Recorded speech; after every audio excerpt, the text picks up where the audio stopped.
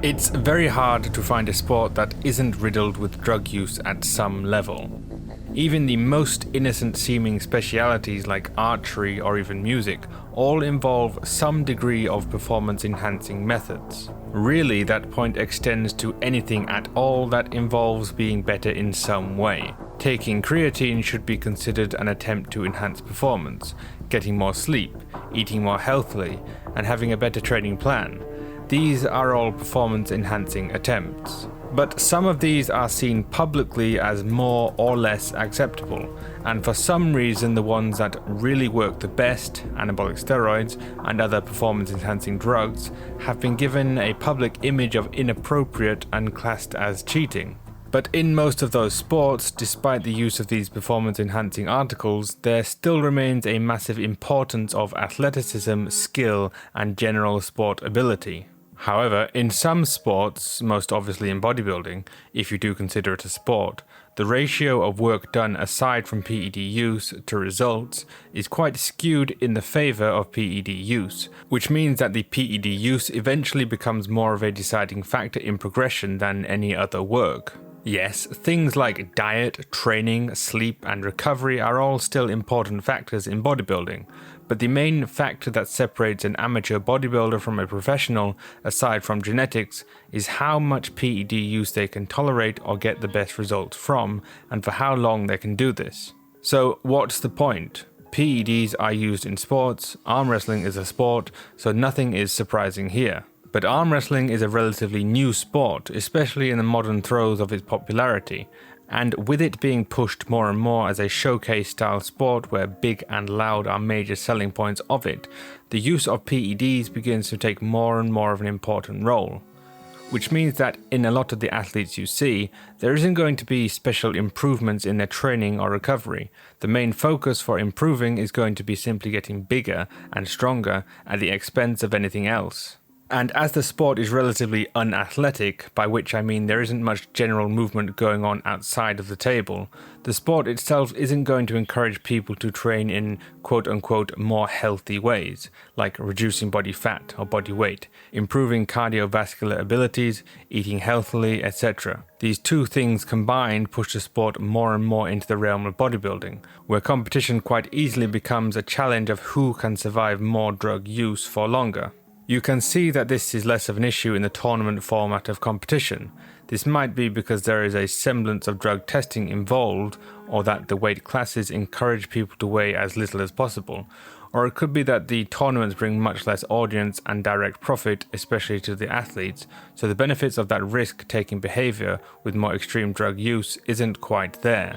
So is this new supermatch format's push for athletes to be bigger and stronger and more sellable the fault of the organisers? Are they telling the athletes to be bigger and stronger? Or is it the athletes themselves seeing the possible paths in this environment? Or is it the audience expecting bigger and stronger shows? Or is it a mixture of all those things? It's worth considering the health and safety of the athletes in this relationship. As we can see, there are quite a lot of death and injuries in bodybuilding that very likely comes from drug abuse, not to mention that this is a combat sport, so the extreme levels of force being exerted across the table becomes more and more risky as the dosages increase. Of course, sport is not inherently healthy and the athletes enter this whole thing willingly. But there is some fallout damage to the sport itself, because if this arms race of drugs being progressed becomes standard, what do people who don't want to take drugs do? Should they just not take part in the sport? Or should they only try to enter drug-free organizations? They could do, but just like in bodybuilding, it's questionable whether or not those organizations would bring the money to them that the untested ones do, and so the rewards more and more become a result of your willingness to take risks. And as we've looked at previously, what happens to the way that arm wrestlers train? If the sport becomes a formula of progression by dosage used, what actual methods are going to be studied beyond that? How do beginners train? Are they just expected to hop onto steroids the moment they enter a club? Well, you can see this becoming prominent in general gym culture, with a massive influx of influencers on social media with extreme physiques skewing the perception of normality. You can see more and more beginners in the gym deciding they need to start using something to get any results. And with most of these beginners, since they are beginners, they don't have much actual practical experience with how to make things happen in the gym, whether that's physique changes, strength gains, weight loss, or other performance changes. So the logical conclusion of that progression would be to simply progress more with more drugs and have training on the side as almost an afterthought. But as it is at the moment in bodybuilding and arm wrestling, we still have some amount of training knowledge that allows some difference in performance even at the high levels of competition. A bodybuilder that has a masterful knowledge of drug protocols and training and diet and recovery and posing is going to pose a much greater threat to the rest than one who simply takes as many drugs as he can. And so too, in arm wrestling, an athlete who has technical mastery of the sport as well as an in-depth knowledge of exactly what drugs to use and when will be much more formidable than one who just takes drugs and hopes for the best. But time has a habit of progressing, so what happens when the people who teach people how to learn arm wrestling have 50% of their formula rooted in drugs?